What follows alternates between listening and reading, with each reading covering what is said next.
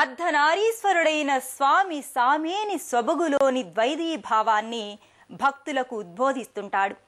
గరళాన్ని భరించాలి, వెన్నెలలోని అమృతాన్ని ఆస్వాదించాలి, నిటలంలో నిప్పును దాచుకోవాలి, శీతల గంగను శిరస్సు పైన ఉంచుకోవాలి, కష్టాలు సుఖాలు మనిషి సమంగా స్వీకరించాలని చాటుతున్న ముజ్జగాల వేల్పు భక్తుల్ని కటాక్షిస్తూ బుజ్జగిస్తున్నట్టున్న ఈ ఆలయ సందర్శన అనుభవాల్ని భక్తుల ద్వారా విందాం. కాశీ క్షేత్రాన్ని దర్శించిన వాళ్ళు ఖచ్చితంగా ఇక్కడ రామేశ్వరానికి వచ్చి శివునికి కాశీ జలంతో అభిషేకం చేసుకుంటూ ఉంటారు. ఈ స్థలాన్ని దక్షిణ కాశీ అనిగా పిలుస్తారు. ఇక్కడ సోమవారం పూట స్వామివారికి విశేష అభిషేకాలు, పంచామృత అభిషేకాలు జరుగుతూ ఉంటాయి. ఇది చాలా ప్రాచీనమైన గుడి.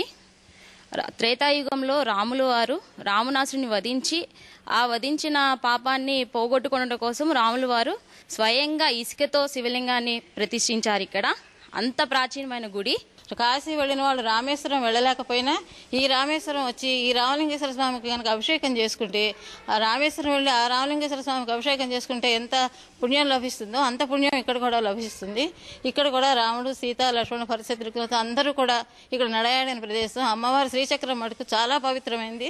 ప్రతి శుక్రవారం కూడా ప్రతి గృహిణి కుంకుమ పూజ చేసుకోవటం, అమ్మవారికి కృపకి పాత్రలు కావటం చాలా ధన్యమని నేను కోరుకుంటున్నాను. ఈ దేవుడు అంటేనే నాకు ఇష్టం. అన్నది దేవుడికి పొద్దున్నే వచ్చి దండం పెట్టుకుంటాను. కడప జిల్లా ప్రొద్దుటూరు గ్రామంలో ఈ ఆలయం వెలిసి ఉంది. ఈ ఆలయం పేరు శ్రీ ముక్తిరామలింగేశ్వర స్వామి ఆలయము.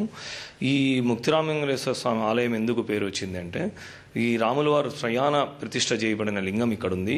ఈ లింగాన్ని దర్శించినప్పుడు ముక్తి కలుగుతుంది కాబట్టి ప్రజలకు దీన్ని ముక్తిరామలింగేశ్వర స్వామి ఆలయం అని పేరు పొందింది.